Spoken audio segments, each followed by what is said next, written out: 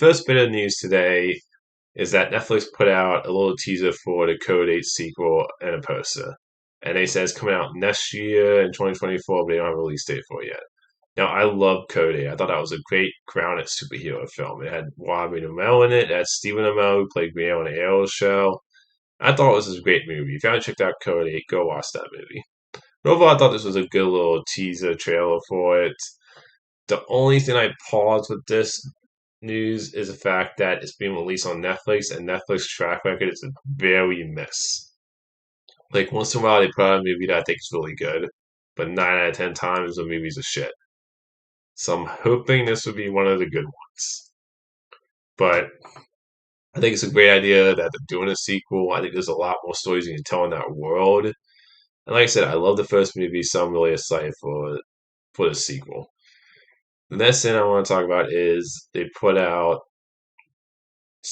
a trailer for the Ghostbusters Afterlife sequel. I think it's being called Ghostbusters Empire Frozen or Frozen Empire, one of the two.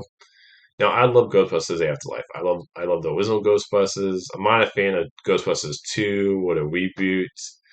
But I know some people complain about the third act in Ghostbusters Afterlife being too similar to the original, with the fact they were using the same villain.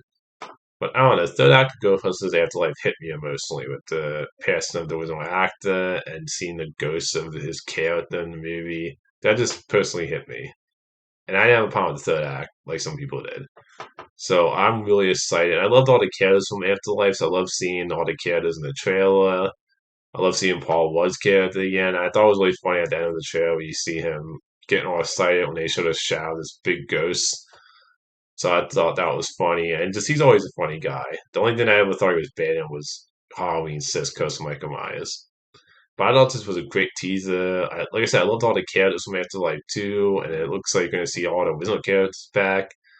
I love the fact it's going back to New York again. I really like the ice effects in the trailer for this, where it really comes off kind of creepy and scary, especially that one shot in the trailer you see the ice going up to the girl's eye. So I thought looked really cool. And I think you do see a shot of the monster real quick where you see something with horns, which I thought looked cool. But I thought this was a great teaser, and it's definitely made me even more excited for this movie. The next thing I want to talk about is Kingdom of the Planet of the Apes trailer. Now, I love the previous Planet of the Apes trilogy. I thought that was one of the best trilogies of all time. Caesar, to me, had one of the best story arcs of all time. Just one of the best film characters. I never saw any of the old Planet of the Apes movies. I did see the Tim Burton one, but I thought that sucked. But I gotta say, this trailer is fantastic. I love the fact it feels like it fits right into that trilogy. And the fact that it's about Caesar's son and his continuation of where like sometime after the story ended with Caesar. And I just love the world those Planet of the Apes movies set up. So I thought visually this trailer looked great. I thought the score sounded great. The story looks emotional. So overall, I think this was just a great trailer, and I can't wait for. I think it's called Kingdom of the Planet of the Apes. I can't wait for this new Planet of the Apes movie. It's one of my most highly anticipated movies, definitely. The last thing I want to talk about is that James Gunn has confirmed that Superman Legacy will make its release date. I'm so happy to hear that because in my past videos I talked about how Superman Legacy is my most anticipated movie in the future because of the fact I'm a gigantic Superman fan. I'm hoping this will be the Superman movie that gets me back into the Superman film series again because he's killing it on TV shows. But I haven't loved the Superman movie since Superman 2.